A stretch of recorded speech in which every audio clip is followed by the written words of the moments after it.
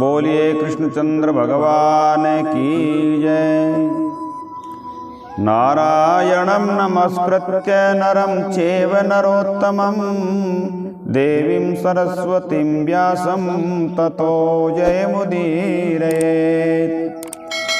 कृष्णाय वासुदेवाय देवकीनंदनाय च नंदगोपकुमाराय गोविंदाय नमो नमः।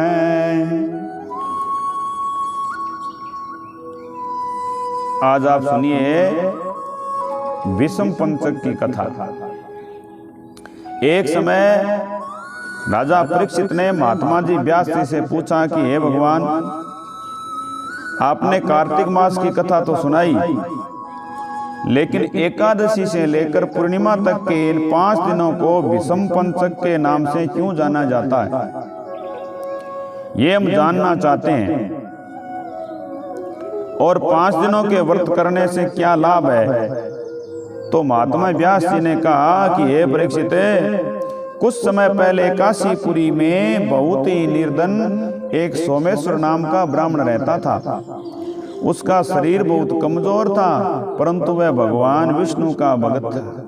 कार्तिक के मास में वह रोज गंगा स्नान करता और भगवान विष्णु का पूजन करता।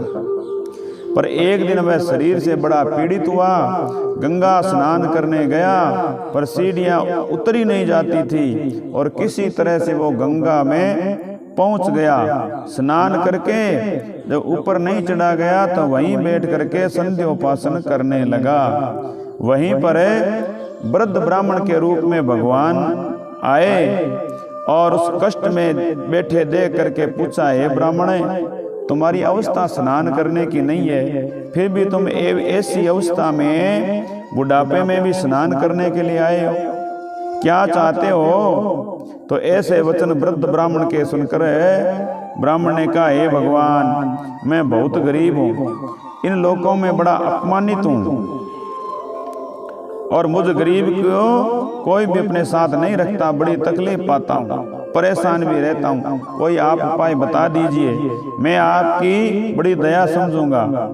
ऐसे करुण वचन सुन करके ब्राह्मण बने हुए भगवान ने कहा कि सुनो, यह कार्तिक का महीना चल रहा है और इसमें शुक्ल पक्ष की एकादशी से लेकर पूर्णिमा तक जो 5 दिन है, इनको विषम पंचक के नाम से जाना जाता है। इन 5 दिनों में तुम गंगा के पुत्र महात्मा विषम के लिए जल दान दो, गंध अक्षत पुष्प से उनका पूजन करो। स्नान करते समय विषम जी के लिए आप गंगा जी में अंजलि दे दिया करो और भगवान विष्णु की बाद में पूजा तुलसी पुष्प आदि से करो। इससे तुम्हारा सारा कष्ट दूर हो जाएगा, अंत में विष्णु लोक में निवास करोगे। हे ब्राह्मण, महाभारत की लड़ाई में जब मैं महात्मा विषम सरसैया पर सोए हुए थे ना, उस वक्त अपने प्रिय अर्जुन को इस प्रकार राजधर्म, व्यवहार धर्म, ज्ञान धर्म जो कहा था, तो उस समय अर्जुन के साथ भगवान कृष्ण भी वहीं पर थे। जब विषम जी महाराज सब उपदेशों को कृष्ण ने सुना, तब विषम से भगवान कृष्ण ने कहा कि हे पितामह, जो मनुष्य कार्तिक मास के शुक्ल पक्ष की एकादशी से लेकर पूर्णिमा तक तुम्हारे नाम से जल देगा, तुम्हारी पूजा करेगा, वह पूजा मैं स्वीकार करूंगा और उसके सारे कष्ट दूर कर दूंगा। अतः हे ब्राह्मण, तू भी इस विषम पंचक में महात्मा विष्णु का पूजन करे, इसके करने से सब कष्ट दूर हो जाएंगे। और इसके बाद ब्राह्मण ने विषम पंचक का व्रत किया, भगवान अंतर्ध्यान हुए और उस ब्राह्मण ने विषम पंचक का व्रत किया और सब सुखों को प्राप्त करता हुआ अंत में भगवान विष्णु के धाम को गया। बोलिए विष्णु भगवान की जय। तो कार्तिक मास में महात्मा विषम का व्रत करना चाहिए, इसमें सर्व आनंद होगा और अंत में मोक्ष होगा। श्रीमन नारायण नारायण नारायण, श्रीमन्नारायण नारायण नारायण, श्रीमन्नारायण नारायण नारायण, भजमन्नारायण नारायण नारायण। बोलिए नारायण भगवान की जय। तो भक्तमाल में संत अमरदास की कथा आती है कि अमरदास नाम के एक महान संत हुए थे और बचपन में ही उनके मन में ज्ञान उदय हो गया। जब वे 3 वर्ष के थे अमरदास जी, उन्होंने एक दिन अपनी माँ से पूछा, बोले माँ मैं कौन हूँ? माँ ने कहा तू मेरा बेटा है। तो अमरदास जी ने पूछा तेरा बेटा कहाँ है? तो माँ ने उनकी छाती पर हाथ रख कर कहा ये रहा मेरा बेटा, ये मेरा बेटा है। तो अमरदास जी ने कहा यह बेटा कहाँ है? यह तो छाती है। तब माँ ने कहा उनके हाथ पकड़ करके कि ये रहा मेरा बेटा।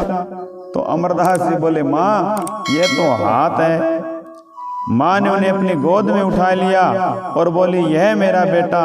तो अमरदास जी ने कहा माँ यदि यह शरीर ही बेटा है तो तेरे विवाह के समय ये बेटा कहाँ था?